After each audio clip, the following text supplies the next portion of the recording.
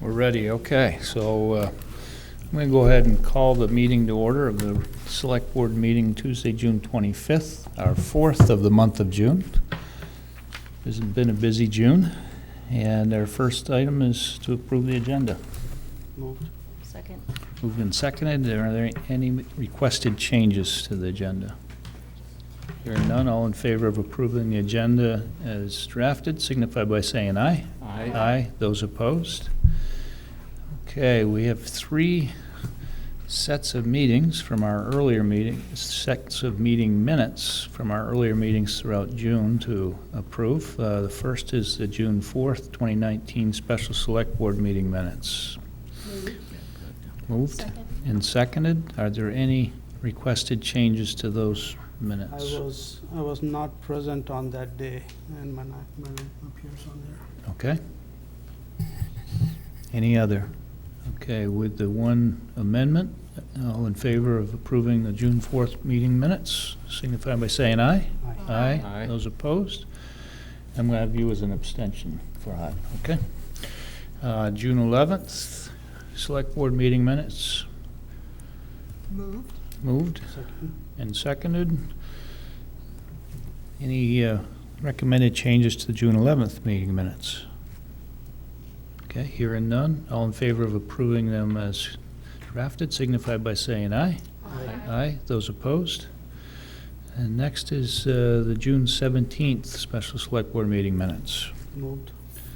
Second. Moved and seconded. Are there any recommended changes to those? Hearing none. All in favor of approving the June 17th minutes, signify by saying aye. Aye. Those opposed? Okay. Citizen comments. So are you here for something that's not on the agenda, or? Yeah, I wanted to speak on a couple of issues that I am interested in as a resident. Okay, and are they ones that are on the agenda or not on the? I did not see an agenda. Okay. They're on the subject of traffic. Oh, please come forward, sir. This would be the time then.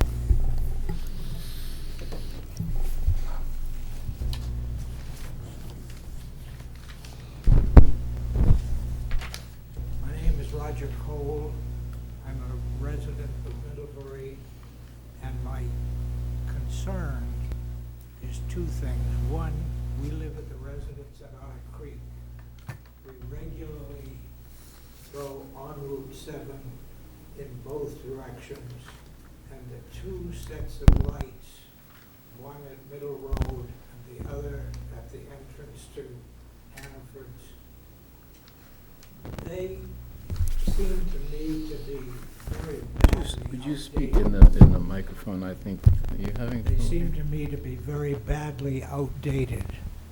They do not have a logical tie-in between the two, I believe, and they do not, in any sense, recognize traffic, so that if there is nobody coming out of Middle Road, the traffic will be stopped even though there is nobody, and traffic will back up on Route 7 for an unnecessary length of time because of, the light recognizing that there might be traffic, but there isn't. And if you go at about 7 to 7:30 in the morning on a school day, traffic backs up, I couldn't believe it, south. It backs up almost to Foster Motors. There is a real slow traffic, and that it reflects badly on Middlebury and unnecessarily. I've spoken with the police department. They suggested that I might come here, or I might get a letter signed by a number of people. I thought I'll come and speak to the Select Board sometime. But it seems to me that something needs to be done, and I can't believe that it can't be done.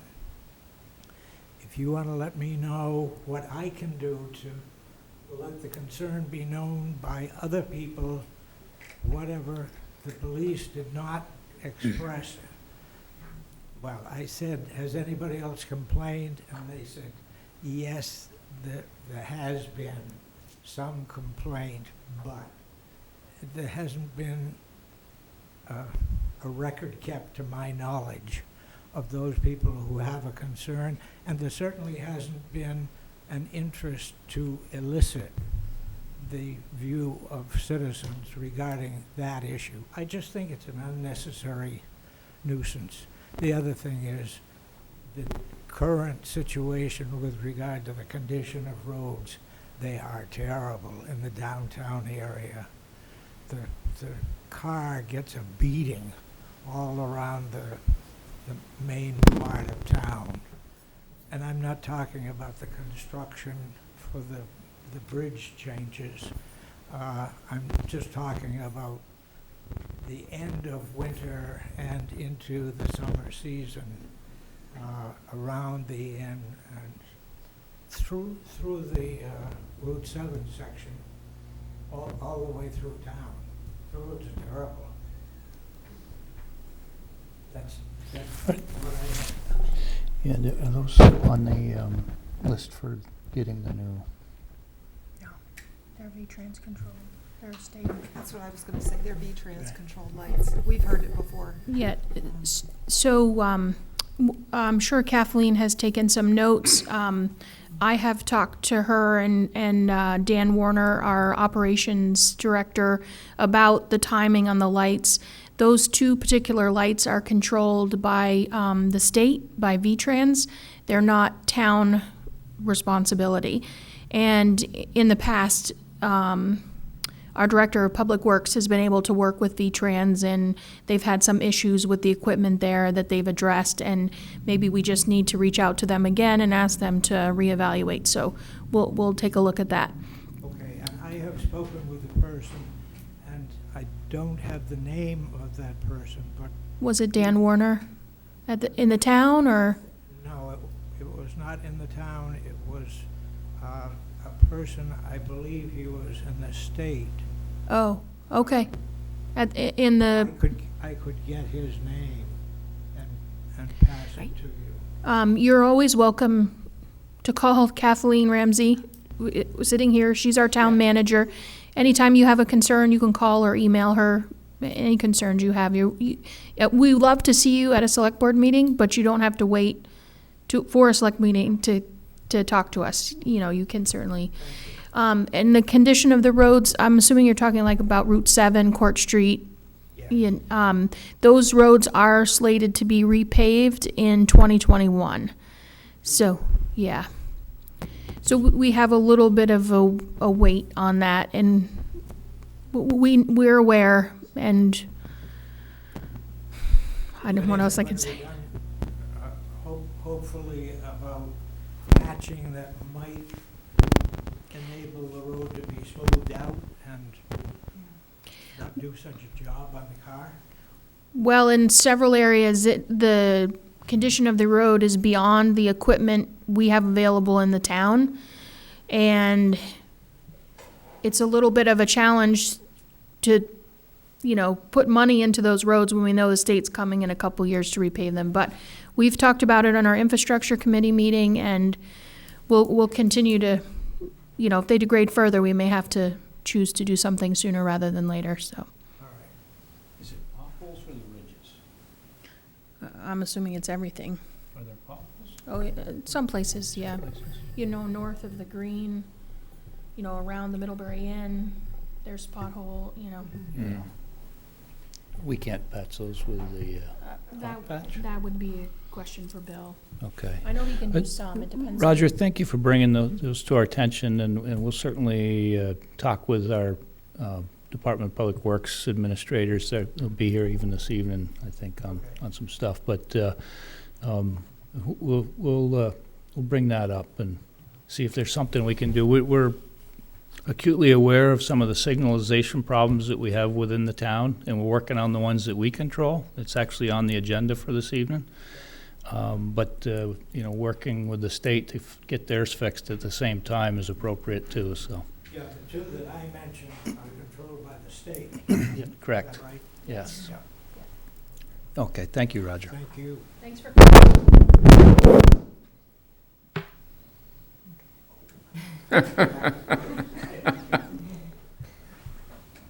Yes? So is it possible to just echo one of the things he said about Go up to the mic. Please go up to the mic.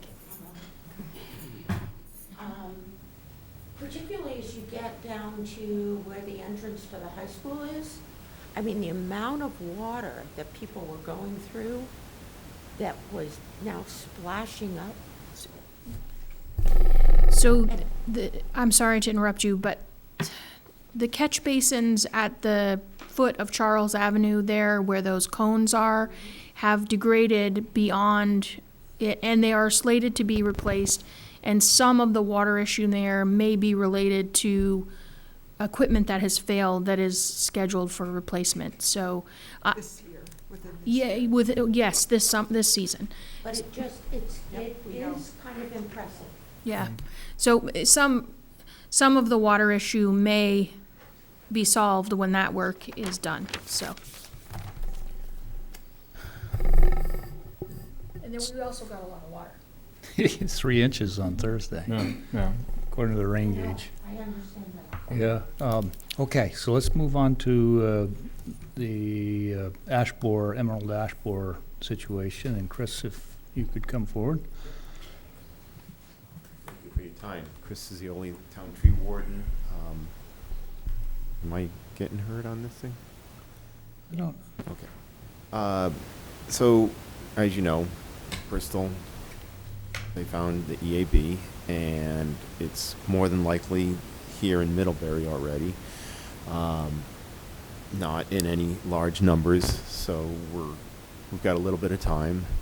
But talking to as many people as I could who have dealt with EAB out in the Midwest, where it first appeared in 2002, it's best to be proactive before you want to treat trees before there's a large infestation in that tree, and then even best to treat them before they appear in the tree at all. But in order to work, the emerald ash borer does have to eat into the tree, and then that's what kills them is after the insecticide in the tree that's been treated. So just as to let you know, I'd like to go ahead and have the town treat at least 2 trees right now in the town green that we've designated as good candidates for treating. They're healthy trees. They're in a good location. There's no sign of any issues with them. Ash is a very sensitive tree. It has problems with multiple issues, but these trees look very healthy, and they're in a prominent location on the town green. I just want to bring this to your attention that we'd like to go ahead and treat this year. Have not come up with a good decision on. There's just multiple products, but the tried and true is one with the brand name of Triage, and I'm not going to try and pronounce the chemical makeup of it, but it's a tried and true product.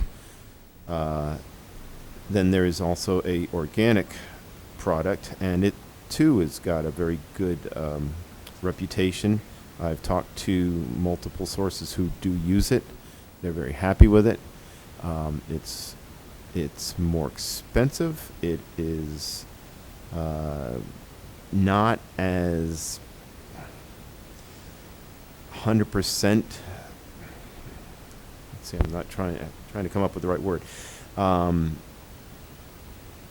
It does the job. It's just not as it's as effective, but it's not. Yeah. Maybe as thorough, Pardon? as thorough. Maybe it's not as thorough. Exactly. Yeah. It does the job. It needs to be treated every other year, although, and that product name is Triazin. It's by a company called Bioforest. again, I can't pronounce the makeup of the chemical, but it is an organic product. It does need to be treated every other year for sure. The non-organic, they recommend treating it every other year, although people have been getting by with it every third year. Also, the organic needs to be done at the right time. We're getting kind of late now into the season of when it's going to be effective. It also has to be applied on high-pressure days, because all these products that I'm talking about are injection into the trunk. It's a small system. You drill small holes, multiple holes into the tree, and these products are slowly injected into the tree. There's no spray. There's no drift. It's not a soil drench. There's no issues with neighboring products or neighboring trees or any such thing like that.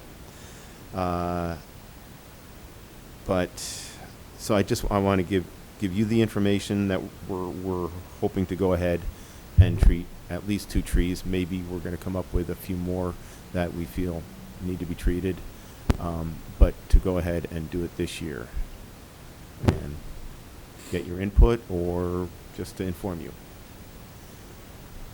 Questions of the board? Well, I'm just wondering about the toxicity of these substances and what the side non-organic. It's a product that's used quite a bit. It's used already for multiple issues, multiple tree issues for sure, and then also other issues. Other people use it for other things. I don't know what, but it's a product that's out there, and it's tried and true.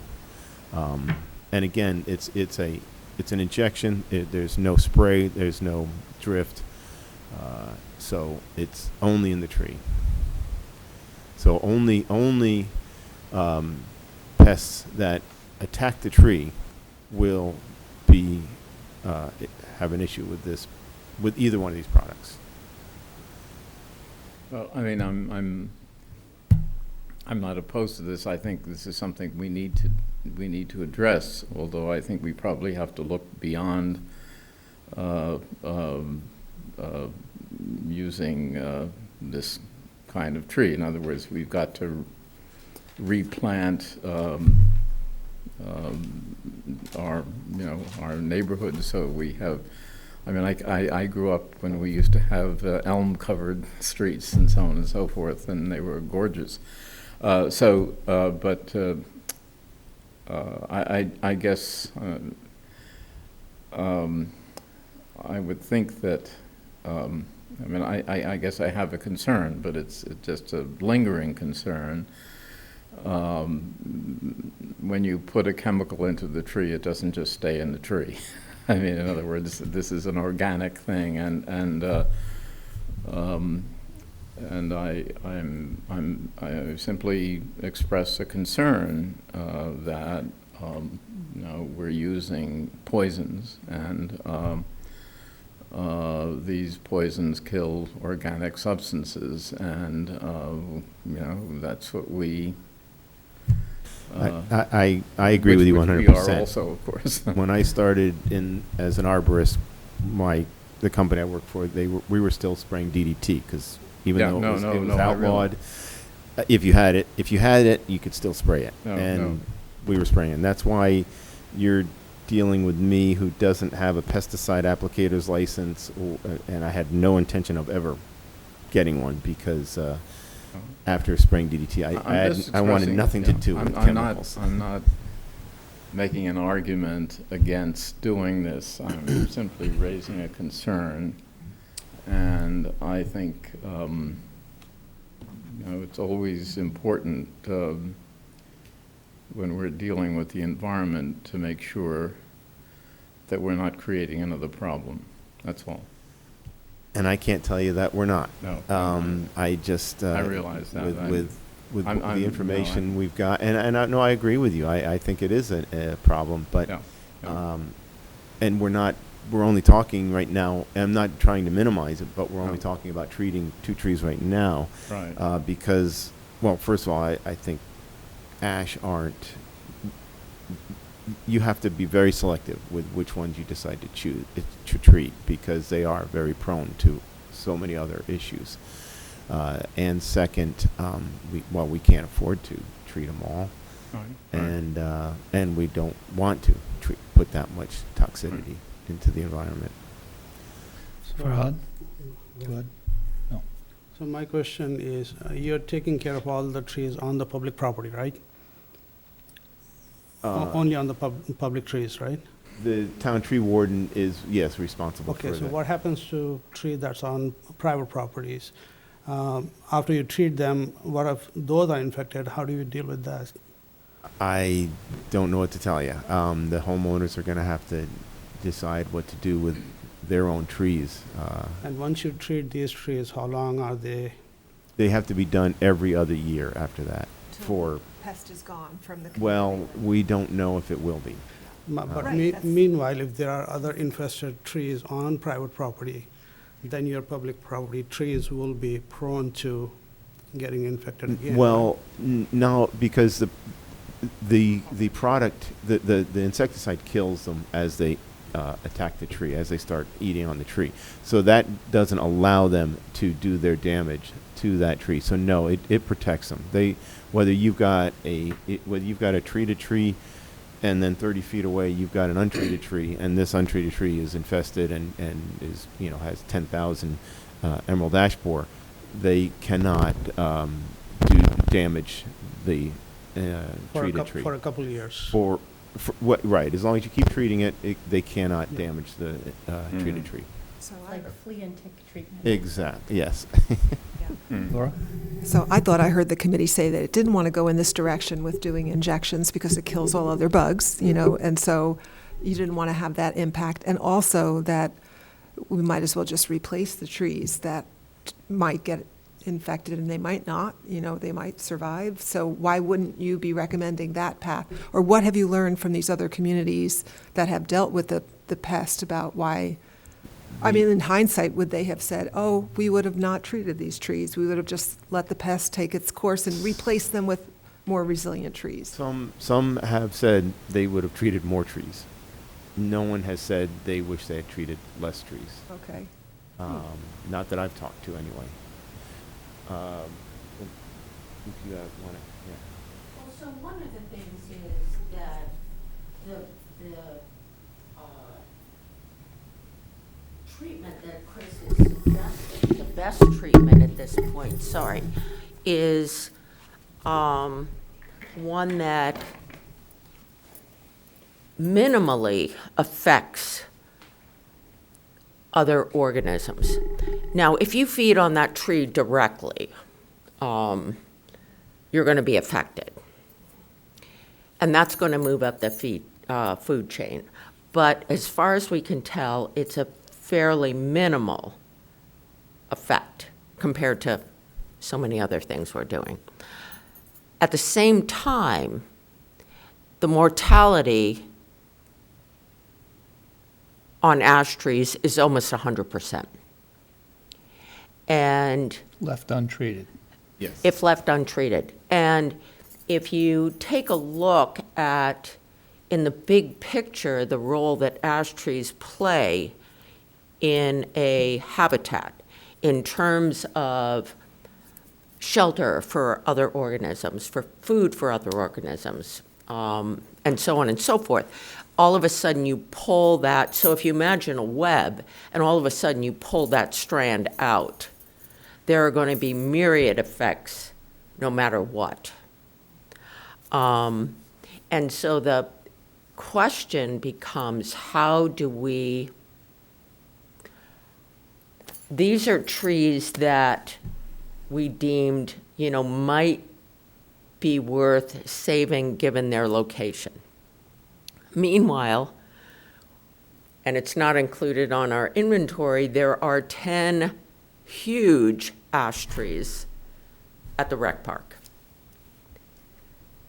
around the baseball diamond around the tennis courts, every single one of those will go. And as far as we can tell, you guys are responsible for those. So are you going to take them down? Are you going to treat them? And the decision needs to be made. Because once again, as we tried to explain earlier, when they become infested, ash trees, unlike many others, become very, very brittle, unstable. The cost goes up to right, remove the them. health hazards.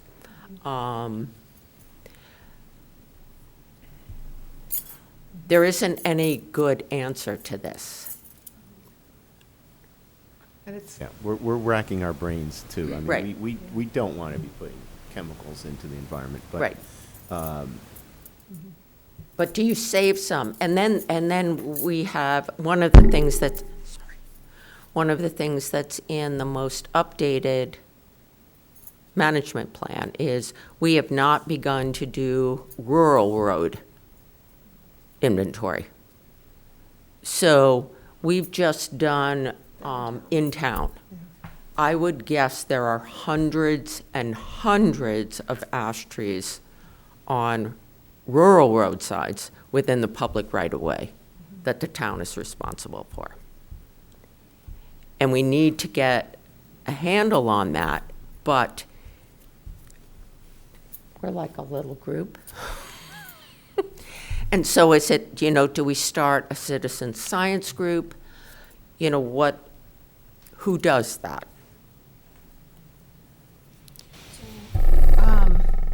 So we asked you to make a recommendation to us, Right. and that, I think that, given your review of things, I would support the recommendation you would make to us. So, recognizing that you guys have probably agonized over, so I'll move to approve the plan presented by the Middlebury tree warden, Christioli, to preventably treat designated ash trees on the town green with organic pesticide to protect them well, from. we need to, we're getting a little bit past the possible organic product. Okay, What's the pesticide you're recommending I'm still not sure, because I need to still do a little more homework on so how about deciding which way to go.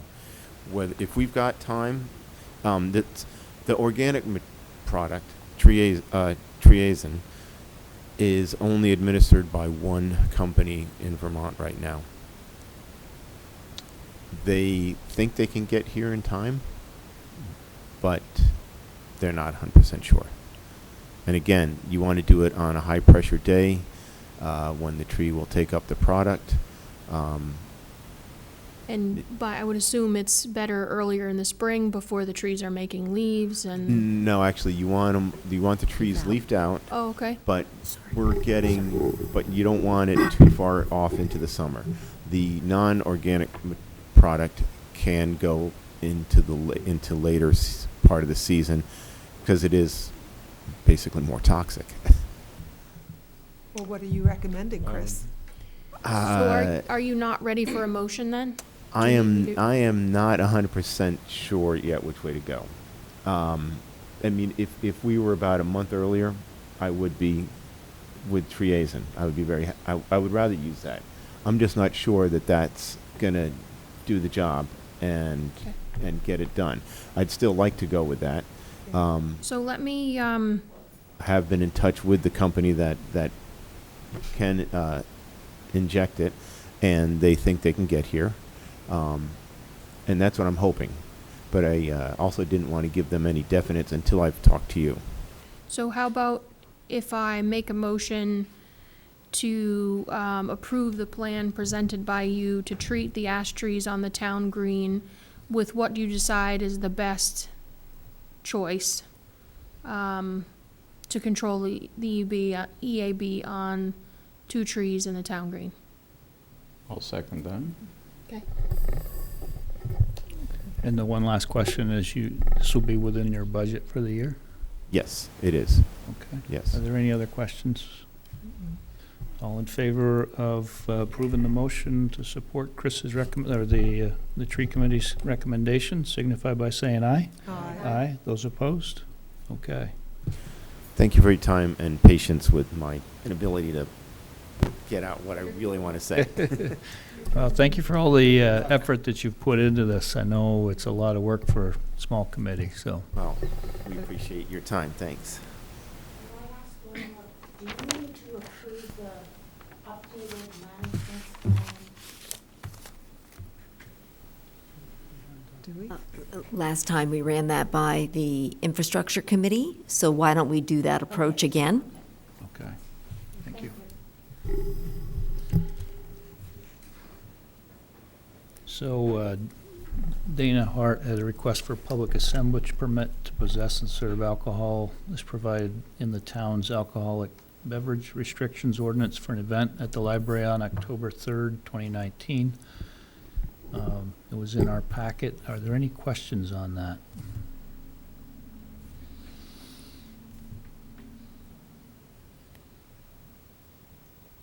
If there are no questions, I would look for the pleasure of the board. I'll move to authorize Town Manager Kathleen Ramsey to sign an assemblage permit for Ilsley Library requesting approval to serve wine at a Friends of Ilsley Library event on Thursday, October 3rd, 2019. Second. All in favor, signify by saying aye. Aye. Those opposed? Okay. Next, I'm going to pass this to Heather to talk about her recommendation for the Creek Road Task Force. So, in the packet was a draft of a charge and a timeline for the Creek Road Working Group, which is just what I've started calling it. We can name it whatever the board chooses. I had put Peter and my names on there. I was still reaching out to people. I do have an update on names. I apologize that you didn't have it before the meeting, sorry. So the charge, as Pete DeGraff and I discussed last week and wrote, expand on the work and analysis of Peter DeGraff to identify and recommend a course of action for Creek Road. This will include identifying the specifics of each option presented, answering outstanding questions, and evaluating each option in an evaluative matrix. So I showed Peter the evaluative matrix that Jen Murray used for the railroad bridge, not the railroad bridge, the railroad platform project. And he thought we could do something similar on a smaller scale. Obviously, it won't be quite as in-depth with a survey and stuff. But I liked the format, and it became really clear once things were put in that format what the best choice was, and so I was hoping to do something similar. Does anyone have any thoughts or comments on? Pretty straightforward and. So basically, people would be given an opportunity to vote on different options like they did the platform? No, I don't know that not as part of the working group. I think we would try to put things into this evaluative matrix. Okay, for your own purpose, yeah. For our own purpose, to make a recommendation to the select board, and then if the select board chose to, you certainly could hold a public hearing and do a survey. I mean, I don't know if we want to go to that same extent, but we certainly could. Okay. And this is going to be done before the public meeting, obviously. Yes, yes. So you have a timeline of December? Yes, so we were hoping we could present a recommendation by the end of December, and we thought meeting 4 to 6 times for about 2 hours would be enough. But since we've met, things have changed there a little bit, but that was what we thought and what we agreed to when we met last week. So potential group members. I have talked to Peter Hubbard. I've talked to Dean Rayum. I've talked to Luther Tenney. I reached out to Jamie at Malt, but she and I had some difficulty connecting with work and vacation schedules. And Peter talked to Dean George, and I apologize, I left forgot and called Kirk Fisk today, because we had talked about him possibly being a good choice. I haven't heard back from him on his availability. Other than Jamie, who I had trouble connecting with, Peter Hubbard had some concerns about his work schedule being uncertain and being able to make meetings. Luther was interested and available. Dean was interested and available. Dean Rayum and Dean George were both interested. And I didn't hear back from Kurt Fisk. So that's kind of the short list, and we talked about. I don't know. I haven't heard back from him. I just left him a message this afternoon. So I do know that Jamie would probably have great input, and I think one thing that Peter and I talked about was maybe trying to bring people, like, if we couldn't work out getting them on the committee, making sure that we got their input if necessary and had the working group meet with them, so we could still include her input even if she didn't sit on the committee. And I think we're committed to making sure that all those parts are, that we talk about that with everybody. So I think that's fine, Heather, and it's a good cast, and I'm sure that their input will be considered somehow along the way, whether they're formally on the committee or just consulted. I'm not worried about that. So, like, And it doesn't need to be Jamie, as I said. It could be a board member, Yeah. or it could be John Derrick is really who I was thinking, because he has experience with recreational trail building and bridge building, and I thought he might be particularly interested in this project. So I was thinking of him actually more than Jamie. Okay. So I'll leave it, that's who I talked to, and who Peter and I talked to, and we talked about only adding 3 additional people and keeping the group fairly small. And these there'll be open meetings just like everything else, and people will be, we'll post an agenda and meeting schedule, and anyone that's interested and not on the committees obviously can attend and participate, so. So with that, I'd like to see if we can appoint some of those names to the task force and officially charge the task force. So, So you're hoping tonight to do that? Oh, yes, okay. I think we need to get the, They didn't all, unless you're not, well, they Prepared to- didn't all confirm yet, but, No, and but, that's. but we could say pending their when's our next meeting? July 9th. July 9th. 2 weeks from now. We could add somebody at another meeting and just approve, who you know. Well, we wanted to keep it small, so I think we want to do it one time. Okay. All right, so Are we not ready to how do many, it? like 5 people? So do you want No to, more than 5 was Well, our 3 hope. additional, including, okay, 3 additional. Do you Peter, want- Peter, Heather, and 3 additional is what we had said. yeah. Okay, so do you have a recommendation of who those 3 should be? I think any of the choices that we named would be good candidates, and I'm trying to avoid making this my committee and letting the board choose based on some names that we've selected, so. Mm-hmm. And I apologize that you didn't have more time to think about this, and if you wanna wait a couple weeks, I wanna get going, but. Why couldn't you simply have a motion that the persons you have named would be acceptable, and then leave it up to the chair to appoint the other 3 when we know who's available and so on and so forth? That would be. Yeah, I just And- wanted the board to be able to make the choice, the select board. No, I realize that, but what we would be doing is simply saying that the list of people you've named are all, seem to be good candidates, so that it isn't as though the board doesn't know. Is anybody serving on any other committees right now? Well, I am. Oh, no. You just list. And Luther Luther Tenney Tenney's is on on infrastructure. Luther Tenney's on infrastructure. He has an engineering background. He's, he's aware of what we've gone through the last few years as a member of the infrastructure committee. Mhm. He also, he does a lot of, he does work with the college and, Yep. maintenance and, you're familiar with Dean George. Yeah. Dean Rayum is, resident of the area, obviously a lot of interest and energy on it. Peter Hubbard is also a resident right in the area. He walks that road. He's, been to some of our public meetings and has an interest. I was hoping to have at least one person, that's, neighborhood, Right. related. I think Mhm. Dean George is a good choice too. I mean, he's been a long time public Mhm. official.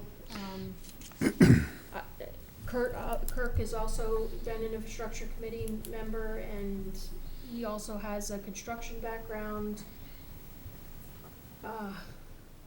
So I think they're all good choices, and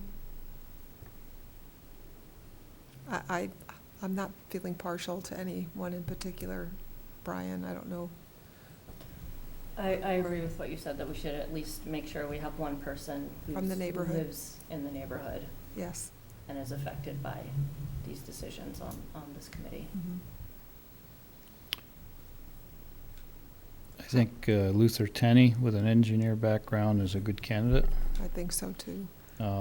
He would add a different twist, and I like the fact that you came up with Dean George. He's prior Mhm. infrastructure committee chair I like that too. and worked in those issues.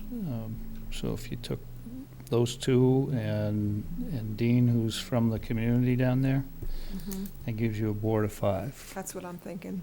Mhm. or a task force of 5. are you okay with that? That's fine with me. Okay, can I get a motion for that, please? I'll move that slate. That's late. Okay, all in, I have a second?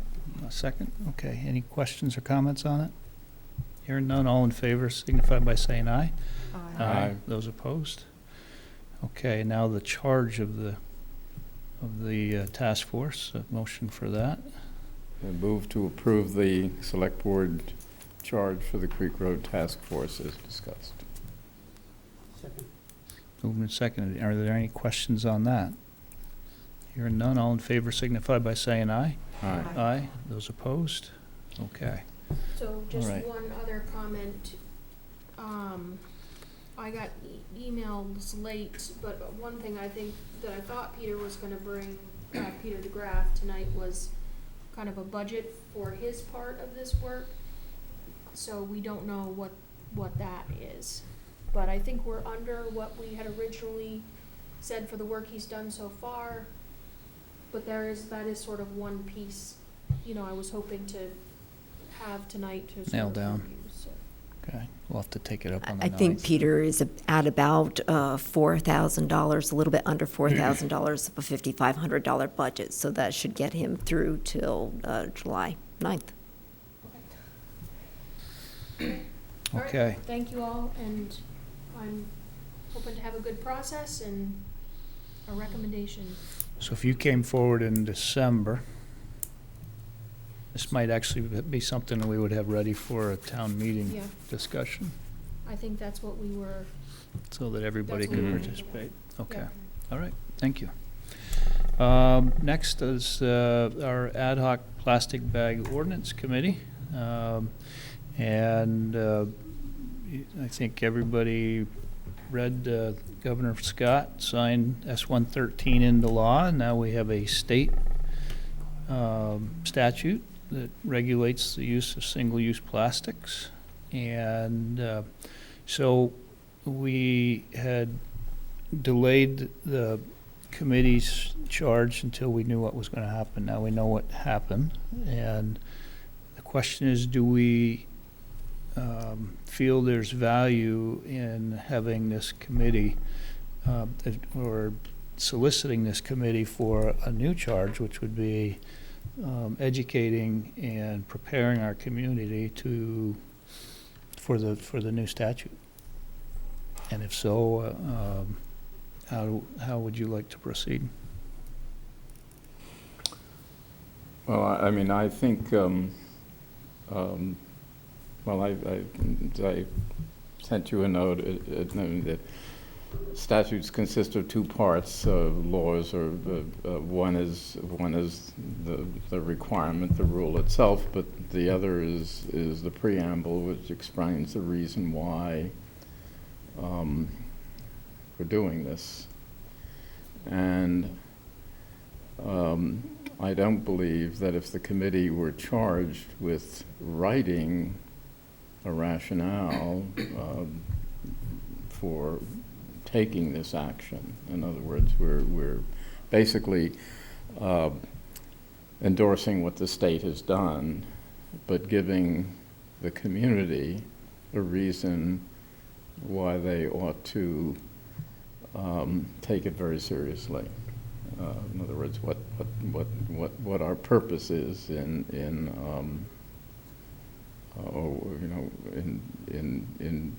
really, we're the ones who are going to facilitate the statute. In other words, in the sense that, so that, and I think it would be perhaps a good exercise simply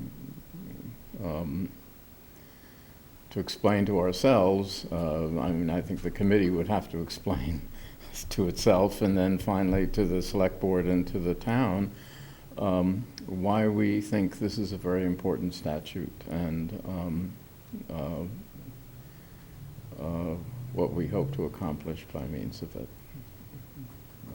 It seemed to me.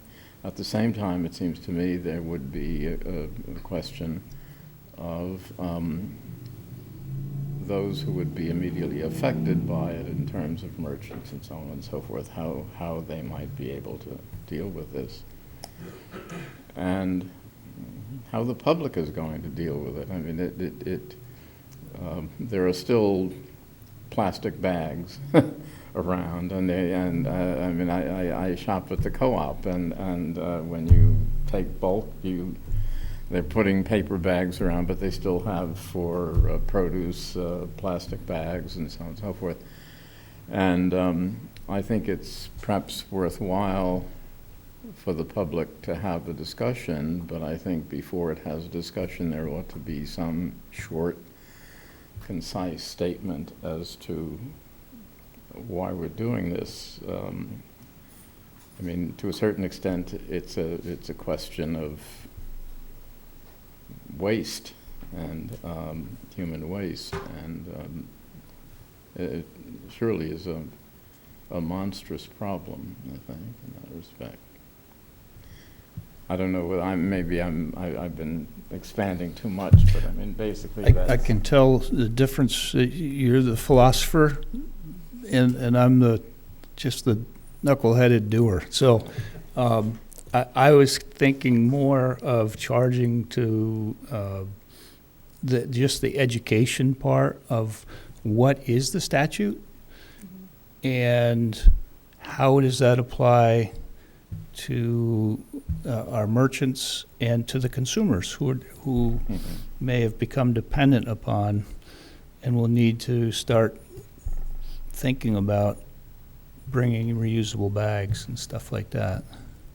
And how do we facilitate that? It was kind of what I think, because the statute is there, rather than explaining why the statute should be there, I think that's the state's role. I think where we could participate is just making sure everybody knows of it when it comes into play, and how do we migrate our community to that in the about a year that we have to do that. Was kind of what I was thinking, that this committee could really affect the change, Using a successful enactment. I mean, the law has been enacted, but a successful use of the law is what you're talking right about. Yeah. So does the state have any Outreach? provisions in the law for education and outreach? Do we know? I think that would be part of that committee. It's not in the statute. I It's didn't see anything. It's not, but I think that it'll work either way, whether this is an ad hoc committee appointed by the select board or it's a citizen group, that we can value whatever group emerges and support them. They would want our approval for receiving grants that they might be able to get. Like, I know that there was a grant in one community to buy back all the plastic bags from shopkeepers so that they weren't lost, in income, and they got something for that. So they figured that out. That's just one example. And there could be other grant funds, not necessarily from Vermont, but maybe from other sources that could help with the education and the replacement that might be needed for plastic. Is your thought we would just allow it to organically emerge as an activist group that participated in that and not to actually take an official role Right, unless they approach us and request it. and just support it? Yes. Okay. I'm fine with either direction.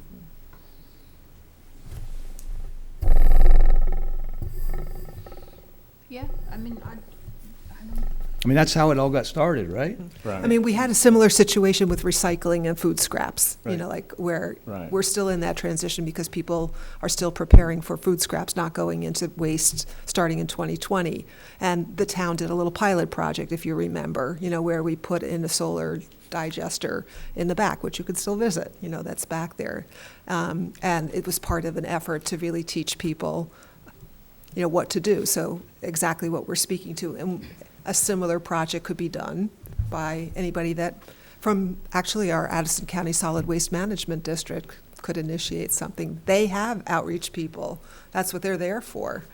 So we just need to get a report maybe from our liaison and in fact, our liaison is Amy to the Addison County Solid Waste Management District. So I think we can just invite her to You sold me. report to us.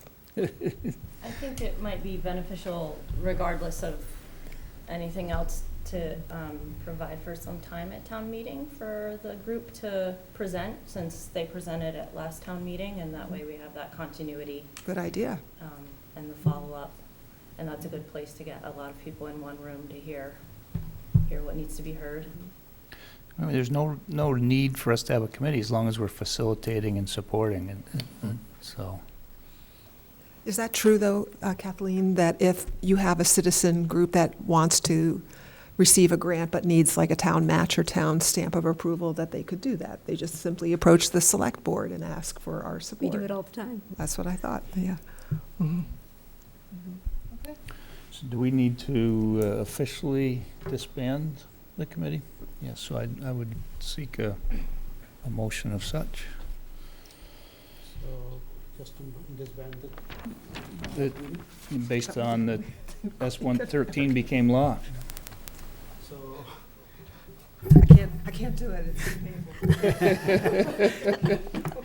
painful. Since S-113 has become a law, I would move to disband the Plastic Ad Hoc Committee. Second? Moved and seconded. Are there any other comments on that? Hearing none, all in favor signify by saying aye. Aye. Those opposed? Okay. Dan, you've got a laundry list of stuff for us this evening. A whole agenda full of infrastructure stuff. I'll just note that Tom Murray from Vermont Gas is here, and he's on at 8:05. There may be people from the community that are interested, so maybe if we could take a pause, a couple in.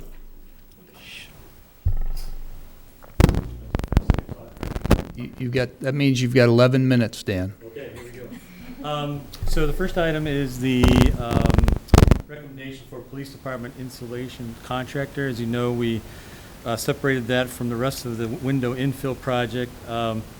We went out to bid and received 2 bids. First, the low bid was from Vermont Foam Insulation.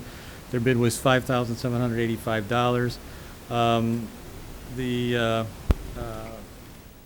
One of the people at Judy Harris knows but for insulation, recommended both of these companies to us for possible candidates. So they're a good company. They know what they're doing. They visited the site, and I'd like to have the board support the Infrastructure Committee's request to approve Vermont Foam Insulation, Inc. for $5,785 to do the insulating at the police department building. I know that company well, and I recommend them, so I'll move to award the police department insulation project contract to them, Vermont Foam Insulation, for a total cost of $5,785. Second. Moved and seconded. Are there any questions? All in favor signify by saying aye. Aye. Aye. Those opposed? Okay. The next three contracts pertain to the reuse project, which is redoing the control building at the wastewater plant, the sand filter building, and a blast building for Tom's hazardous materials, and the infill project for the windows at the police department. So we've met with Vermont Integrated Architecture. Asher Nelson is the principal on that. Judy, myself, Tom, Otter Creek Engineering, and Engineering Ventures, who's a structural engineer. We've all met on it and a couple times, and those three companies have submitted their proposals. We went through this with the Infrastructure Committee, and the first recommendation is to award contract for architectural design to Vermont Integrated Architecture. Their proposal is $45,310. And it is to get us to the point of a project that's ready to bid. We would have a cost proposal, and we would look at this again in December. This is when we think we'll be ready for that decision to whether we move forward or not. So it's not the full proposal that they submitted, and this gets us to the point of having a number for bidding and consideration for further advancement. Pleasure of the board. I'll make a motion to award the contract for the architectural design services for the old wastewater treatment facility control building reuse project and the window infill and replacement portion of the police department building energy conservation initiative to Vermont Integrated Architecture through Phase 5 construction documentation of the project proposal for a total cost of $45,310. Second. Any questions? Hearing none, all in favor signify by saying aye. Aye. Aye. Those opposed? The next one is for the engineering contract for civil engineering services. We received a proposal from Otter Creek Engineering for this work. The main part of this is to do survey of the site. One of the issues we need to resolve is when the digester buildings and the part of the digester control building and the tanks are demolished, what does that do to the stormwater around the control building? We're also going to look at upgrading the water main that runs through that area. We've had a couple leaks on it over the years. So they've submitted a proposal through Phase 3, which gets us to the point of final design, and their project total cost is $16,800, and that was endorsed by the Infrastructure Committee, so I'd like to have the board approve that contract. I'll move to award the civil engineering services contract to Otter Creek Engineering for the demolition and cleanup of selected components of the old wastewater treatment facility through Phase 3 final design of Otter Creek Engineering's project proposal for a total cost of $16,800. Second. Any questions on this part? Hearing none, all in favor signify by saying aye. Aye. Aye. Those opposed? Okay, the third part of the project is for structural engineering contract. We have a proposal from Engineering Ventures. They are a structural engineering company. They were initially involved with us, with Judy, at the get-go of this project to sort out whether that building could be reused. So they have submitted a proposal for $11,500, and that gets us through Phase 3 of their proposal, which again gets us to the point where we have some costs identified and to a point where we could move forward in December. So Infrastructure Committee has reviewed that, and I'm requesting the board to approve their proposal. I'll move to award the structural engineering contract to Engineering Ventures for the design of the foundation for the prefabricated blast building and the window infill at the police department as part of the Police Department Building Energy Conservation Initiative through Phase 3 construction documents of Engineering Ventures project proposal for a total cost of $11,500. Second. Questions on that motion? Hearing none, all in favor signify by saying aye. Aye. Aye. Those opposed? The next item is the recommendation for FY20 water and wastewater budgets and rates. And I think Kathleen is going to try to get that slideshow up. Is that and so I believe you have this in front of you, I believe. So we'll start out with the water budget proposal. The budget is proposed to be $1,473,805. An increase of $136,664 from FY19. You'll see on the slide there's a few general bullets of where that increase is, what that increase is for. The main one is the capital improvement budget of $109,800. We've discussed that at Infrastructure Committee. We also discussed it at the board retreat for the importance of increasing the amount we invest in our water system for improvements and repairs. There's also funding in for the remaining, upgrading the remaining water meters to the cellular meter technology. There's also similar funding in the wastewater budget, which we'll get to in a few minutes. So the FY 2020 budget and rate phase in for more funding. We talked about this at infrastructure and the board retreat about increasing the capital improvements. We currently budget $235,000 a year, and we should be up around $84,000 a year. So we talked about phasing this in over a number of years. No concrete phase-in schedule yet, but we proposed a 5-year phase-in, and what we're going to do is look at this year after year after year to see how things are working out with that increase. So the next slide should be the water rate, base rates and usage rates for the FY 18, 19, and 20. You'll notice that from FY 19 to FY 20, the base rate is proposed to change from $43.74 to $50 even, and we're proposing a water usage rate from $3.04 currently to $3.43 per 1,000 gallons of usage. So that would reflect, for the typical residential user of 9,300 gallons per quarter, that would reflect an increase overall in the water budget of $9.89 per quarter. We also took a look at how this relates to, how this looks on a monthly basis as compared to other utility bills that people might have. That rate change for the average user would equate to $3.30 increase per month, and as I said a little earlier, that's $9.89 per quarter.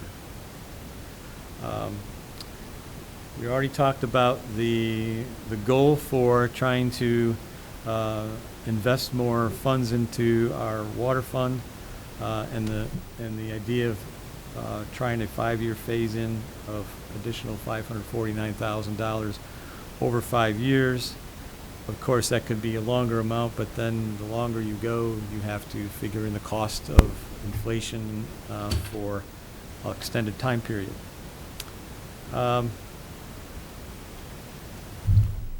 Next slide shows a 5-year water capital improvement and budget forecast. You'll see as the capital improvement increases, which is the bottom line of $784,000, therefore parallels with that the total budget for the same time period. The next slide shows a 5-year typical user water bill projection. If we stuck to the 5-year program, you'd see an annual bill for water would go from $255 to $534 per year. 543. $543 per year, thank you. So we could go to the water budget approval first, and then the next slides are the wastewater budget. I'll move to approve the fiscal year 20 water fund budget of $1,473,805. Second. Second. Are there any questions on that? We need it. Thank you. I hope the voters will back us. Okay, all in favor signify by saying aye. Aye. Aye. Those opposed? Okay. I move to approve a FY20 water base rate of $50 for in-town users and a water base rate of $55 for out-of-town users and a usage rate of $3.43 per 1,000 gallons for in-town users and $3.63 per 1,000 gallons for out-of-town users. Second. Second. Are there any questions on that? No, I just think that it's a really balanced, fair approach to the rates that considers residents and businesses as best as possible. You mean by spreading it out between the rate and the base rate? Exactly. Yes. Yeah. And I will highlight that a part of this approval is that it gets reviewed every year. We're only approving it year by year, so. Yep. So we're voting on this. All in favor signify by saying aye. Aye. Aye. Those opposed? Okay. Why don't you do the wastewater? Sure. And then we'll take a break and you okay, Tom? You sure? All right. We had you warned, so. Okay, the next slides up are the wastewater budget. The proposed budget is $2,773,015. It's an increase of $73,000 from the current fiscal year. You'll see some small increases, relatively speaking, for general administrative charges. Again, I mentioned the cellular meter technology that matches what I talked about earlier in the water fund. And then some increases for increases or offsets by changes in some employee benefits, a reduction of $14,000 and change. Again, the bigger one is the capital improvement budget increase of $62,772. The next slide shows the wastewater base rate changes. FY19, we charge $29 per quarter as a base rate. We're proposing to move that to $30, so an increase of $1. We're also proposing to keep the usage rate the same at $6.78 per 1,000 gallons, so there would be no change there. So overall, the change per quarter for the typical user of 9,300 gallons per quarter would be $1. Similar chart shows the change based on monthly, quarterly, and annually, 33 cents a month, $1 a quarter, or almost $4 annually. The next slide shows the proposed water and wastewater base rates and charge rates for the typical customer. On the far right-hand side, you'll see the change we already talked about in the water fund for $9.89. There would be a $1 increase on the wastewater total.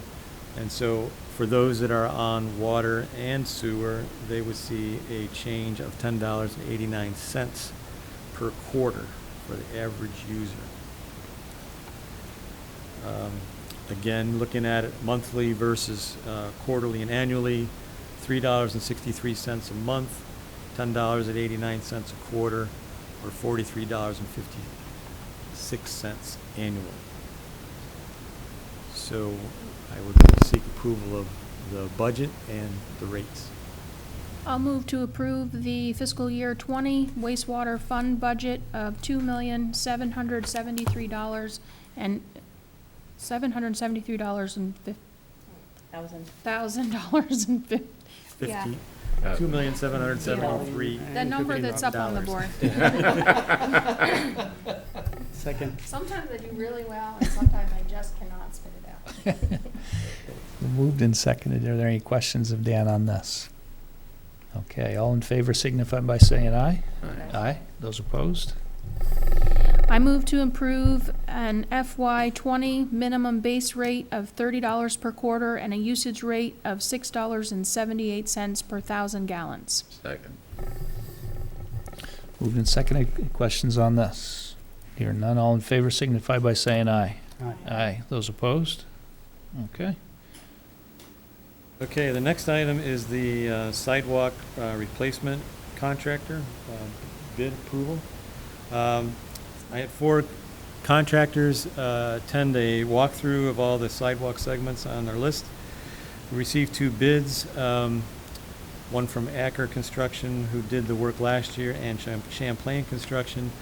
Acker, our budget is $70,000, so we eliminated a couple sites off of our list to bring the total under $70,000.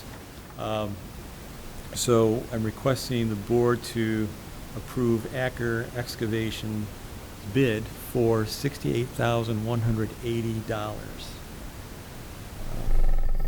That is 1, 2, 3, 4, 5, 6, 7 sites, I believe, plus 2 for water. I'll make a motion to award a contract to Acker Excavating for the 2019 sidewalk replacement project for a total cost of $68,180 with the adjustments to the project list as recommended by the Infrastructure Committee on June 13th. Second. Moved and seconded. So you're actually only not doing 2 of the segments, is the way I understood it. And the other 2, you're just funding them from a different fund. Right, they were damaged by water main breaks, so those costs Is it appropriate to, come out of that, Yeah. of that fund. So it's good, we've got a good list, and we're making some headway and addressing some problem areas. Yeah, yeah, the list looked good, and so, and you've got a contractor who's been putting some in that have stayed, so, Last year went pretty smooth, yeah. it was nice. All right, are there any other questions? Just a quick comment. I made this comment before also about a huge difference between some of these estimates. On number 3 on the College Street, it's like 8,600 versus 2,400. I'm just wondering why, Is that one on number 3?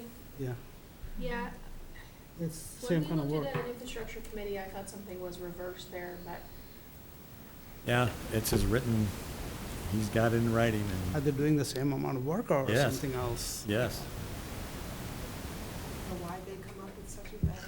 I don't know, even if you look at number 2, there's differences, the other way. Because it depends on how the contractor thinks he's gonna do it. It's not a long distance, 35 feet of sidewalk is not long, No. relatively speaking. The 8674 seems out of line from my perspective for the length of that. But overall, he was a little bid. Right. Right. Right. talk about, Yeah. and, have Dan check the numbers. Yeah, we had, like, for instance, College Street was 2,400, and Court Street was a similar length, 2,800. So I figured, okay, he's consistent with what he's thinking, so. Did you question if that was a typo or anything? No, well, it's all written in ink and, written in number and in handwriting. So Oh, really? what is written in handwriting is it, so it's written out. Are there any other questions? Okay, voting on the motion signify by saying aye. Aye. Aye. Those opposed? Okay. Okay, the next item is the Katy Road engineering contract. We received a grant award for up to $60,000 from Better Roads. This is run through the V-Trans program. I requested a proposal from Green Mountain Engineering to do this culvert. This is the easternmost culvert. There's 2 4-foot culverts underneath Katy Road. This is the easternmost one. And so the proposal from Green Mountain Engineering through the point of design was for, get the page flipped here, $14,200. So the infrastructure, we took a look at it and decided we wouldn't again recommend the whole proposal, just to the point of getting this through a bid process. And so the project is going to be more than $60,000, but we will get at least that. They don't go over the 60 grand. It's a little different from the culvert and structures grants that we've also gotten from V-Trans in the past. So I'm requesting the board to approve the Infrastructures Committee's recommendation for Green Mountain Engineering for the $14,400. So the other culvert is not scheduled to be done this year, or? No, that culvert is a larger culvert. It's going to be more expensive. So I submitted that one for a V-Trans Class 2 grant, structures grant. They fund a minimum of 80%. So since it's a more expensive project, the 80% number is a bigger number for us. So I applied for that. We didn't get it. I would expect we would get it next year because we haven't had one for a while. And they tend to rotate the dollars throughout the district. So hopefully we'll have that. That's why I chose the order of what's going first. I'll make a motion to award the engineering services contract for the Katy Road Culvert Replacement Project to Green Mountain Engineering through item 9, advertisement for bid in Green Mountain Engineering's project proposal for a total cost of $14,200. Second. Moved and seconded. Any other questions on that? Okay, all in favor signify by saying aye. Aye. Aye. Those opposed? Okay, last item is a proposal from East Coast Signals to put some radar traffic detectors up at some of our intersections. We have 3 of them that are the loop detectors. If you notice, those are the lines cut in the pavement when you approach a signalized intersection. So 3 intersections the wires are damaged and no longer work. So the intersections don't work the way they're supposed to. So Bill went out and got a couple proposals. The low one is from East Coast Signals. The units that's proposed are manufactured by Wavetronics, and that is the product that the state has on their state system. So we're consistent with pricing at the state level. This would be for 3 intersections. What these are, those little like cream pillows that you see mounted up on the mast arm of some of the other intersections, well, certainly around the state. I think there's one at Cross Street that uses the signal to pick up from the hair stylist there. So these would be, this price for $58,000 includes 7 of these units and appurtenances, in other words, hardware, wiring, and whatnot at 3 intersections. And it also includes a loop detector for Academy Street at the private driveway. The driveway is kind of a unique spot. It's kind of in the midst of a turning movement of an intersection. So the $58,000 proposal includes that loop detector, which would be mounted in the driveway, and then 7 of the sensors for the other 3 intersections. So the infrastructure proposal, our infrastructure committee recommended that we send it to the select board for approval. I just realized that in our motion, in our packet, it doesn't identify the 3 intersection, it only identifies 2. Do we need to identify all 3 intersections? It's just identifying Academy Street in South Main, Elm Street in North Pleasant. The other was Mary Hogan and Court Street, was it not? South Main Academy, North Pleasant at Stewart Elm, Yep, and Court Street at Mary Hogan. yes. But it's That's just three. not, it wasn't, Yeah. We should add it. yeah. Right. So I should go ahead and add it, okay. Because we are doing all three, correct? Yes. Yes, okay. So I'll make a motion to award the contract for signalization improvements to 3 intersections, Academy Street and South Main Street, Elm Street and North Pleasant Street, and Mary Hogan and Court Street, to the low bidder East Coast Signals for a not-to-exceed cost of $58,000, including installation. Second? Any questions on this? Yes. Is this something that we can fix in-house if it breaks? Or do we have to call their technician? Well, one you would have to call because you need a lift truck, not truck or whatever to get there. But we talked, when we met with Wavetronics some weeks ago, you know, of course, it's their product, but they say these are pretty much bulletproof. You know, that's why, one reason why the state has used them. They last for many, many years and don't require much attention. So as opposed to loop detectors, that's a huge, huge benefit for us. So we don't expect issues for a long time with these units. They do pick up cyclists and they do pick up pedestrians. They just look for an interference in a wave pattern movement. And you have one. That's why there's odd numbers. You put one on each side of an intersection on a post, and the computer logic, the algorithm, if you will, picks out what's real and what isn't, and then uses that to turn signals and phases. So On windy days, if there's tree branches moving, does that trigger it? no, it accounts for that. The computer algorithms account for interference that's not typical, and rules it out.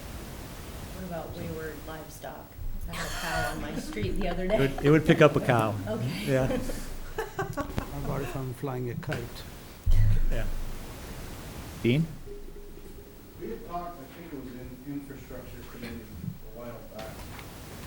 The light at Academy Street originally was temporary when it was first put up. How did that conversation turn out? Do you remember? Was there a determination that it's now all of a sudden permanent, or before we make this investment in it? I don't know. I remember having the conversation. I don't know that I remember a specific I know result. that light originally was supposed to be temporary until, which project was it? It was the Pulp Mill Bridge reconstruction project. Right. I would use that intersection. I can't imagine not having a light there for people trying to come from 125 but Yeah, I can't imagine that being without a light now, given the way we're circulating traffic.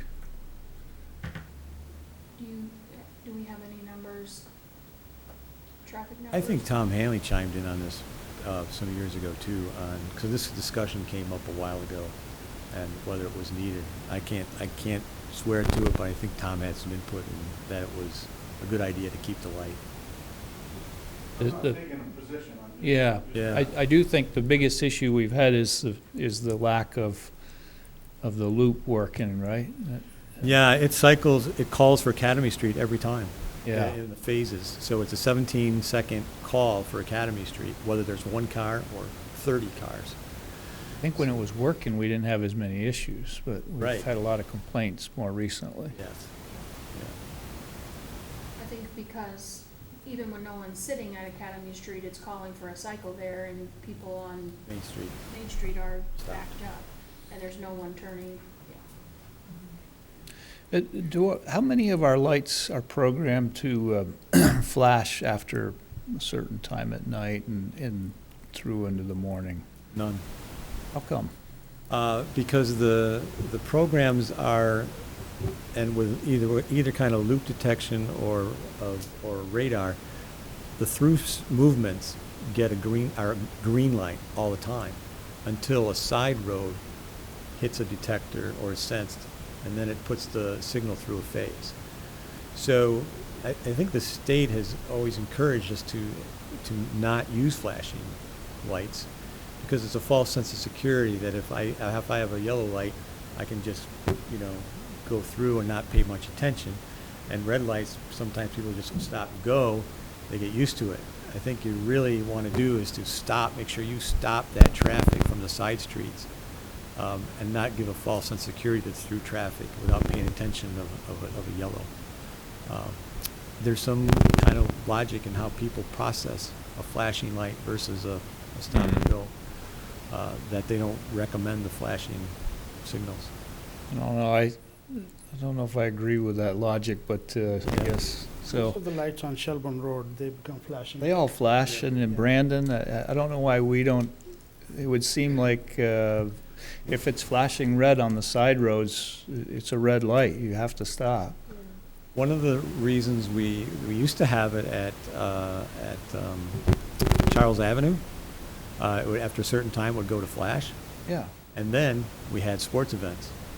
And then the police department was called to come down there and direct traffic because the signal's on flash and they need, traffic control. So I think Tom said, look, that's not what they want to do, is direct traffic. So it became an issue of when do you do it? The same thing happened out here with hockey games. After a point, we had this light going on flash. Hockey games would get out. A lot of people were going, away from the college, and no one else could get out because there was nothing to stop. Nobody could get out Academy Street. There's nothing to stop anyone to let those people out. So it's one of the reasons why we just kept it as the let the system do the management of the traffic demands. I think it works if you go to the new signalization control that we're talking about, but when it's kind of when the loops aren't working and we don't have the motion detector, you get a lot of complaints. Right. Traffic, sitting at a red light at 2 in.the morning seems silly. Right. Yeah. And that's the big complaint from Academy. It's being called for no reason every 80 seconds. Well, I trust this will fix it. Are there any other questions on this particular motion? Okay, all in favor signify by saying aye. Aye. Aye. Those opposed?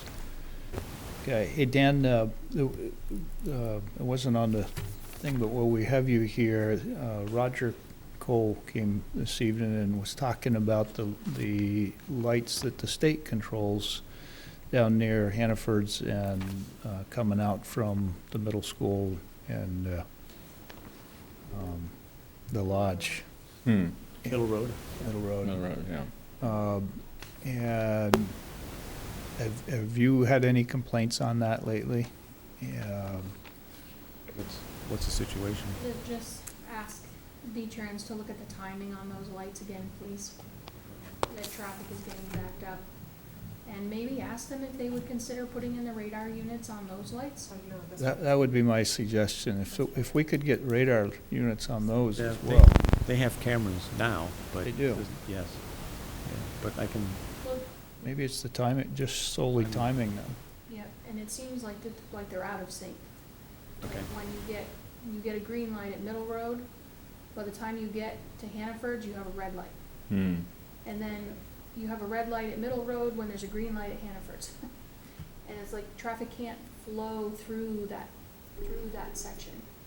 So they Like may not be when coordinated. the side roads are calling, they should call at the same time, so, you know what I mean? So like when Route 7 is moving, it's moving when the side roads, are entering. I don't know how that works, but I'm not a traffic engineer, but it just seems like things are out of Sync. Roger was complaining mostly about Route 7 getting backed up certain hours of the day, especially school hours.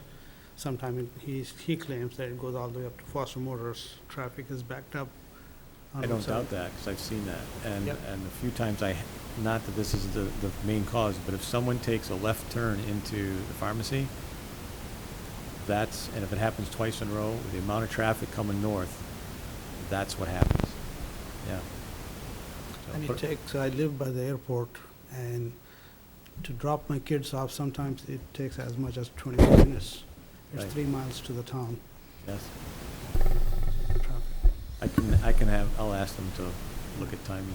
Maybe that they can lengthen that through traffic at that 15, 20-minute period. Yeah, if there's anything that they could do, if you could at least reach out to them, let them know it's a concern of ours. Sure.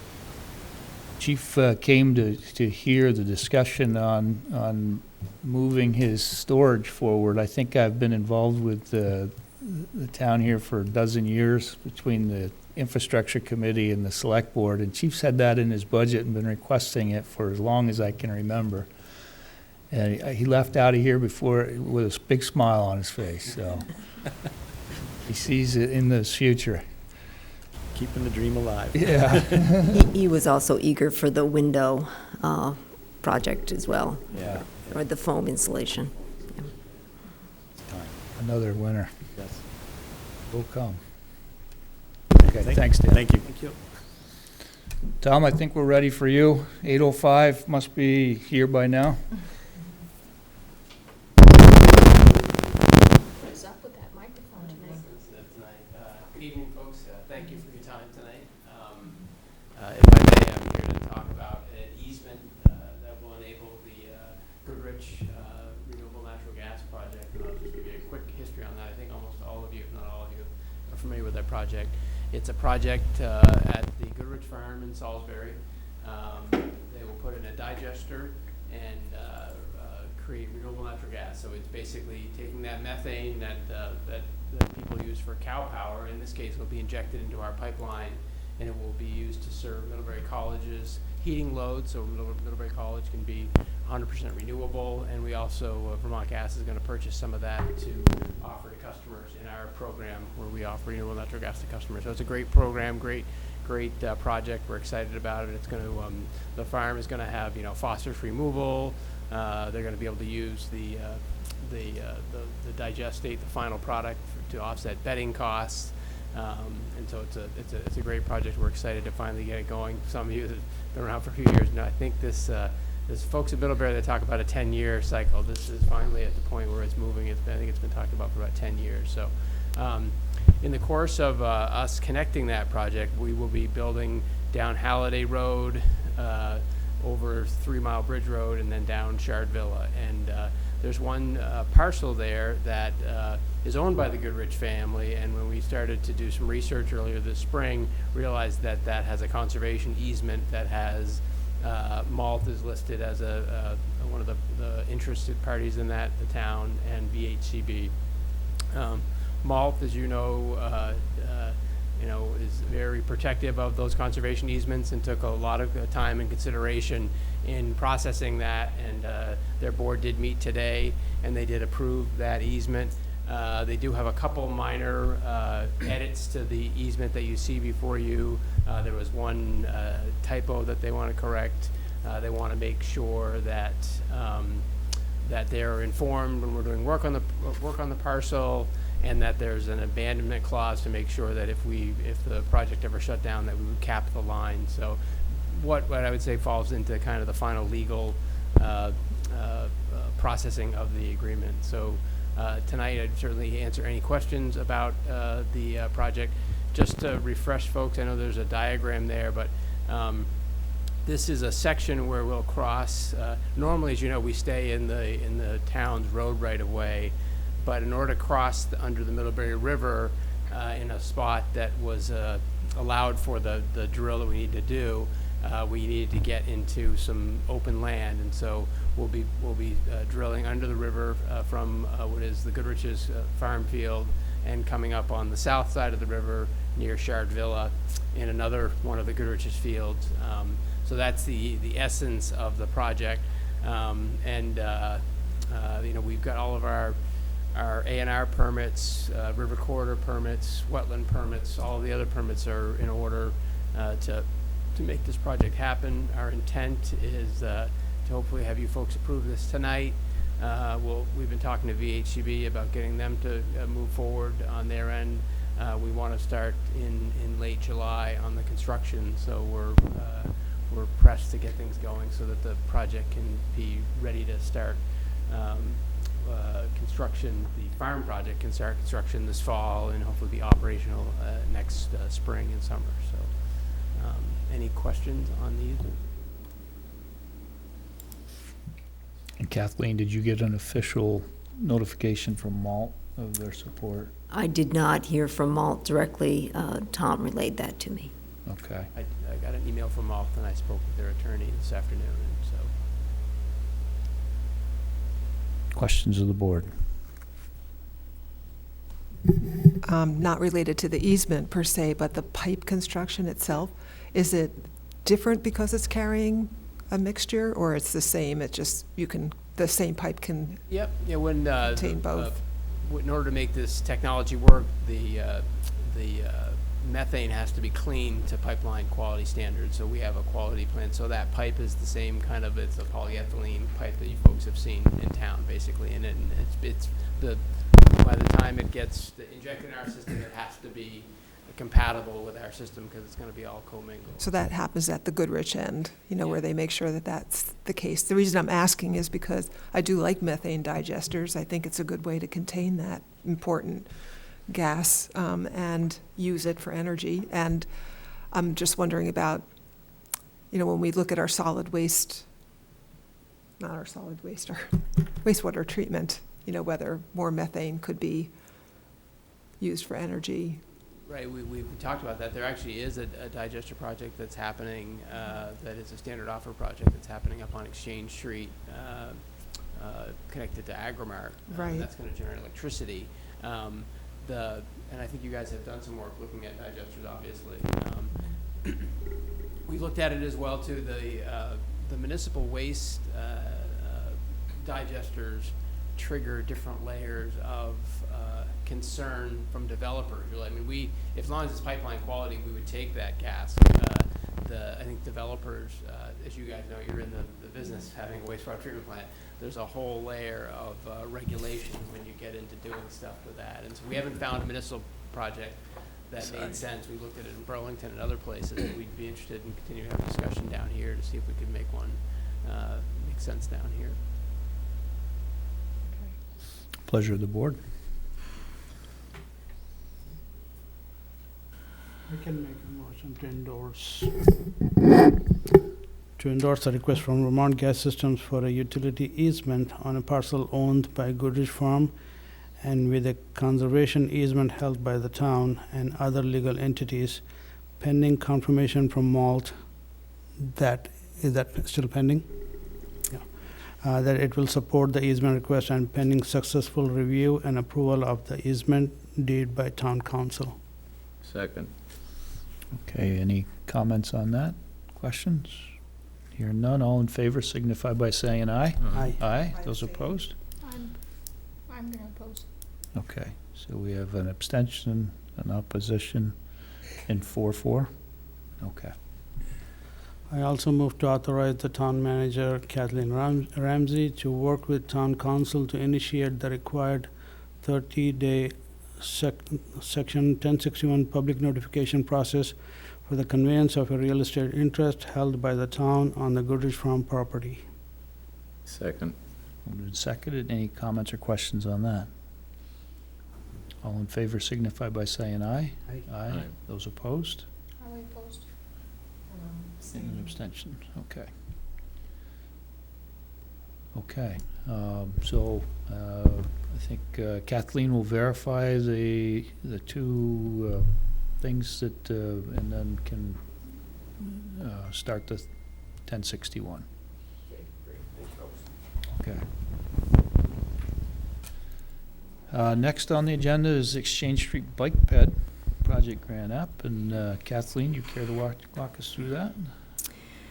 So as you have endorsed before, that we've gone ahead and prepared the grant application for the Exchange Street Bike Ped project. One of the required components of that is a letter of support indicating that the town will provide the 20% match and that it will assume responsibility for maintenance of the sidewalk once it is built. The $2.5 million budget for the project is higher than what we have seen in the past. I've asked Mike Winslow, who I'm working with at the Regional Planning Organization, to take a look at the Pulp Mill Bridge, Seymour Street cost per linear foot and see how that compares with the Vermont Agency of Transportation's linear foot costs for similar projects. So that may be changed a little bit, hopefully a little bit lower. But given that the deadline is Friday, I'd like to go forward as written. Hopefully a lot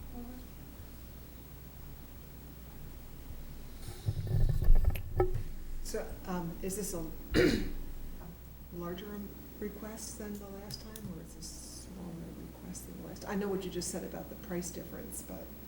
This is the same length. Yes. We had previously estimated that distance costing about $1 million. Okay, so it is Yep. a lot more. Yep. All right. The reason I'm asking is because I thought we were going to try to ask for less. So what we did in our grant application is provide some logical ending points, like at Cabot or Vermont Coffee Company or Vermont Hard Cider, so they could scale it back to one of those stopping points. Thank you. That's it. Okay, pleasure of the board.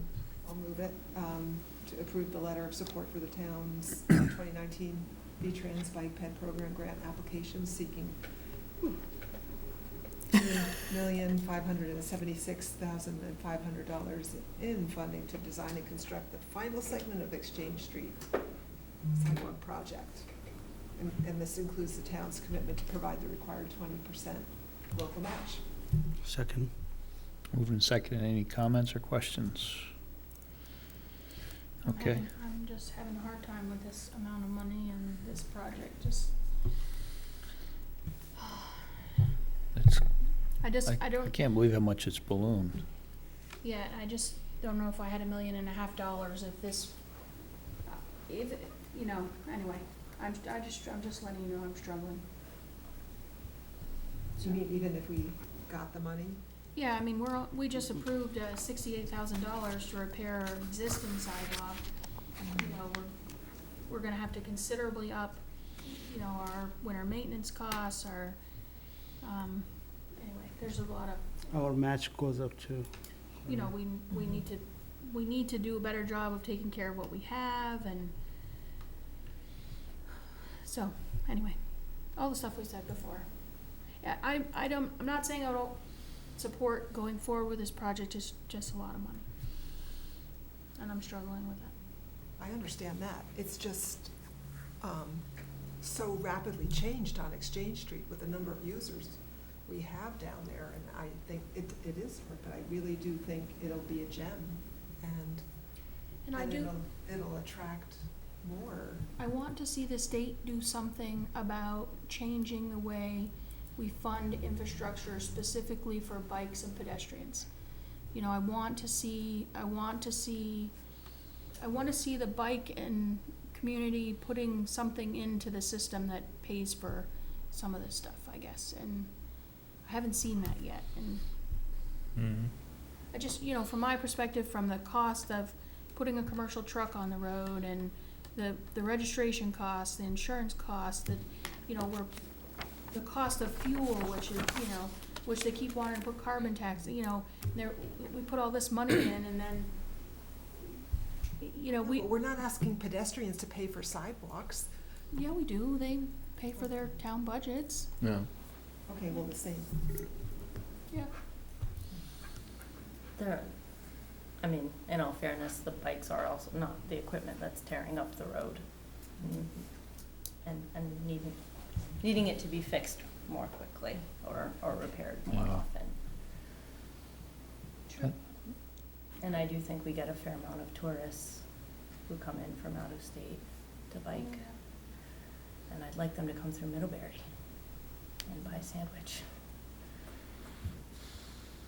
But that said, I mean, there could be a registration fee for electric assist bicycles or something, you know, like that that could be considered. And it would help protect those vehicles too, by having them registered if they were stolen. There'd be a way to track them. Yep. So I do see that point. We've talked about that in public safety. I'm having sticker shock on that price, but I'd like to see if we can get it. I think we'd have to have a big discussion about Proceeding. Well, if Proceeding. we can this grant application and then we're committing to providing that 20% match, you know, if we get awarded whatever level, and that's fine. We, you know, if we get it, that's great. Let's move forward. But I think it makes it tighter and further delays maybe some other projects, so. Yeah, that is the tough thing. There's only so much you can get from the pool. Right. all in favor, signify by saying aye. Aye. Those opposed? Brian, I think Dean had something. Looking at those figures, just $2.5 million, are they planning on replacing our infrastructure underneath the sidewalk? Doesn't include that? No, and that's why, I mean, we had this discussion at the last meeting. I just have no idea where we're coming up with that kind of an estimate. This path is going over some infrastructure that is in tough shape. All the way up through there. You're talking about the water, Water. that's, the water line is on our, Right. on our short list and would likely be done before the sidewalk or concurrent with the sidewalk. You've got Especially at the rate these sidewalks are going in. I see why the price is so high. some real needs on some of the sewer lines you're about to build on top of. Right. Well, like, I can see those figures if you're gonna replace it all. Yeah. I think it's, We've got major infiltration problems up through there, and you wanna do a project like this on top of it. I think some of our discussion has been that if we were to go in there, that would be part of the plan. So, But that's not budget. that's a different budget. We're looking for a grant right now, so, yeah. Okay, next is authorize year-end transfers as requested by Accounting Services Manager Jackie Sullivan. Kathleen has provided us a list of the All right. journal entries. There is an extensive list of transfers between appropriation accounts and actual expense accounts. Many times we appropriate X amount for gravel roads, as you see in the in other expenses, as you see in the detail, and then just transfer them out to where the money was actually spent at the end of the year. This will help clean up a lot of our accounts and make the capital improvements budget easier to read. As you can see at the last page in the tiny print, that's our capital improvement budget line item. And we're hoping by cleaning up some of those accounts, it'll be more legible. It's very common in accounting. Are there any questions of Kathleen on this?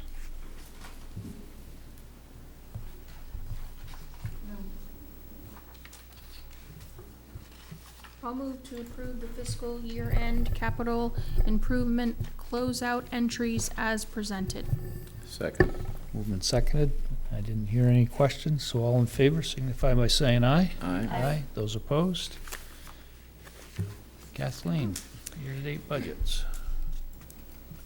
Year-end budget report, and not the year-end, one more month to go at 92% of the fiscal year, 11 months into our fiscal year.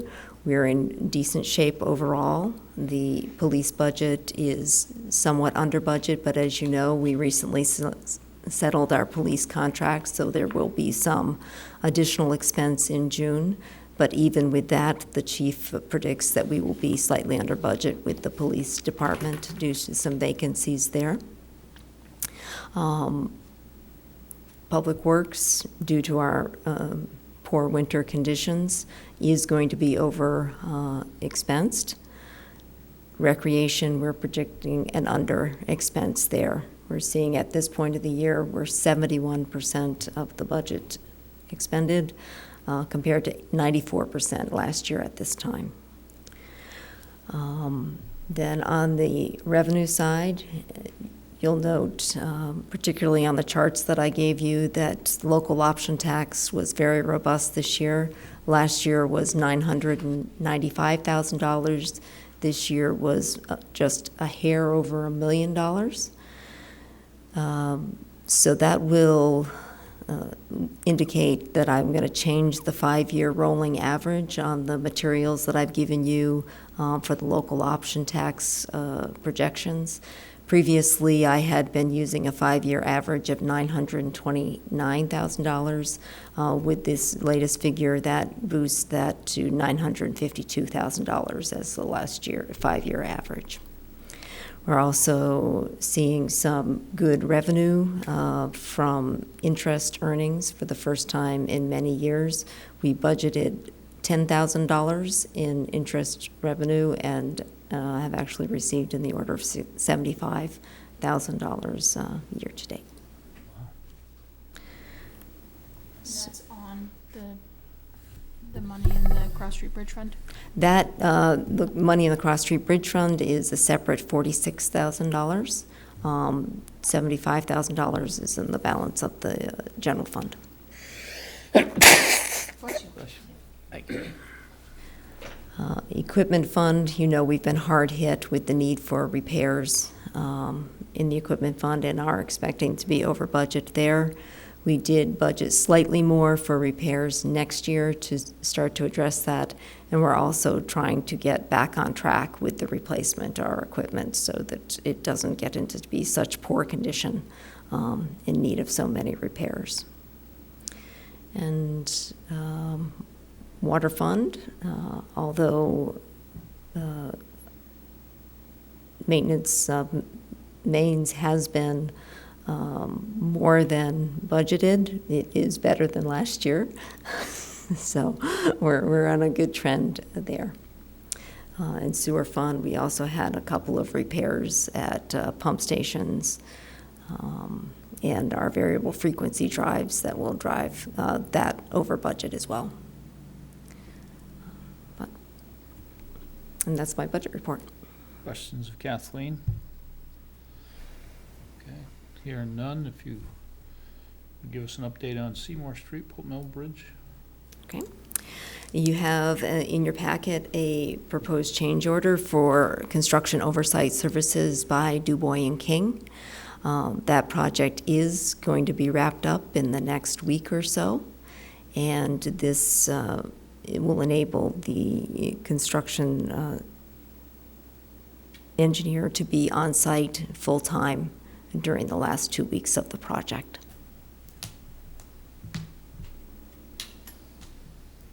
I would entertain a motion on that then.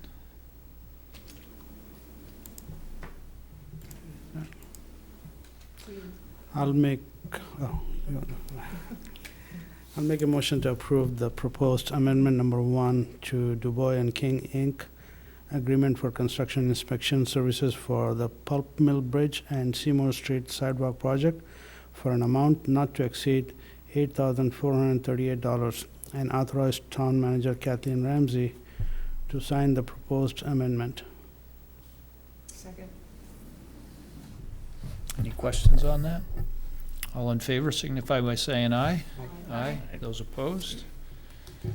Okay, check warrants.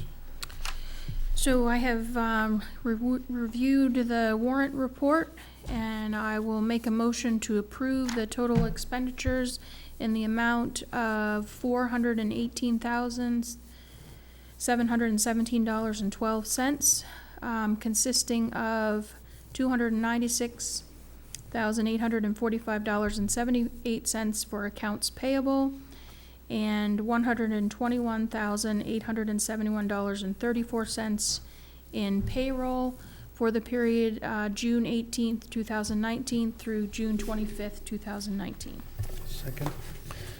Moved and seconded, all in favor signify by saying aye. Aye. Those opposed? Okay, town manager's report.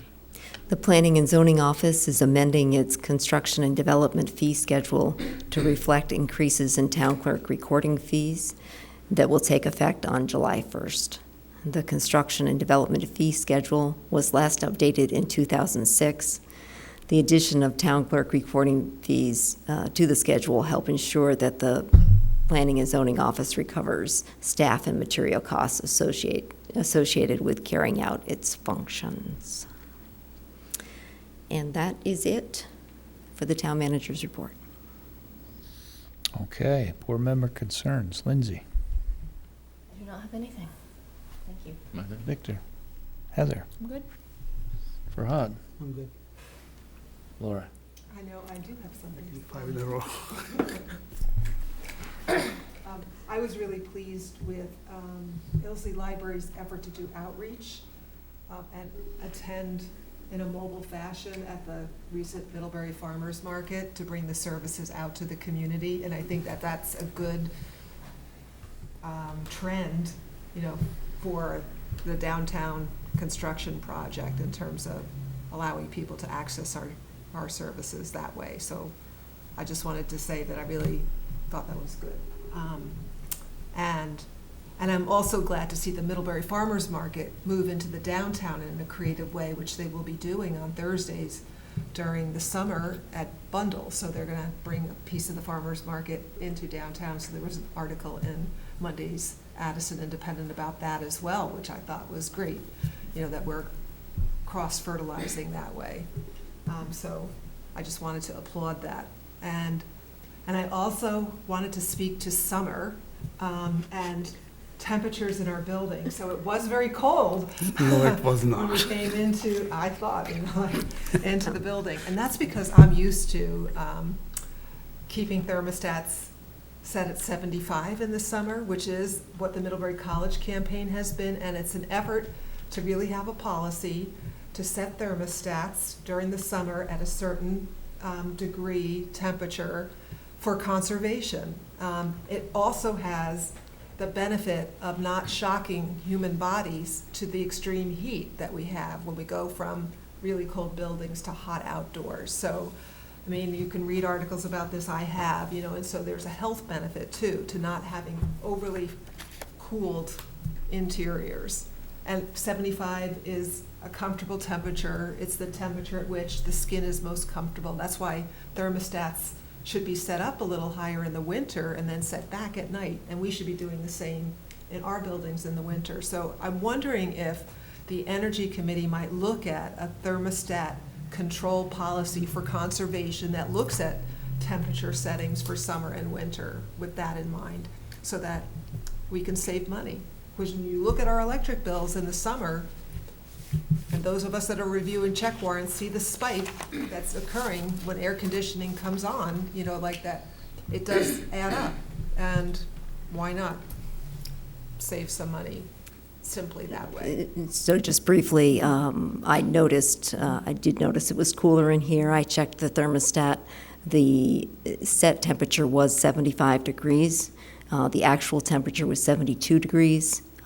I don't know what that malfunction was about. The temperature in my office is set at 73 degrees on a regular basis. So, and it does turn off at night. Yeah. If I set the temperature in my house at 75 degrees, the heat will kick in my house. So the heat will come on. So, because I don't know how we can set it at 75 and not have the. Well, the idea is. We just turn it off. Yeah, We well, don't you have. could do that. Yeah. We turn ours off. I keep my bedroom about 62 in the winter, so I actually like it a little cooler. And Yeah. But even in the summer, open your windows at night. It's been getting in the 60s, and then close them during the day. And Yep. I don't usually run a lot of air conditioning. Unfortunately, none of the windows here open. Yeah. So we do rely on air handling systems. You also have the afternoon sun that you have to worry about on this side. It gets pretty warm. Right, which they're smartly The blinds. managing by using the blinds. Anyway, that's it. Okay. I'm gonna take this. Heather, if you could lead us into executive session for contract discussion. Thanks, Dean. You're Hi, welcome. Dean. In accordance with Vermont's open meeting law requirements, I move that the board find that premature general knowledge of the consideration of contracts would clearly place the select board at a substantial disadvantage because the select board risks disclosing its litigation strategy if it discusses the contracts in public. Second? All in favor, signify by saying aye. Aye. Opposed? I further move that the board enter into executive session to discuss contracts and under the provisions of Title I, Section 313A1 of the Vermont statutes. Second. All in favor, signify by saying aye. Aye. Those opposed? Okay. We at 9 o'clock are entering executive session.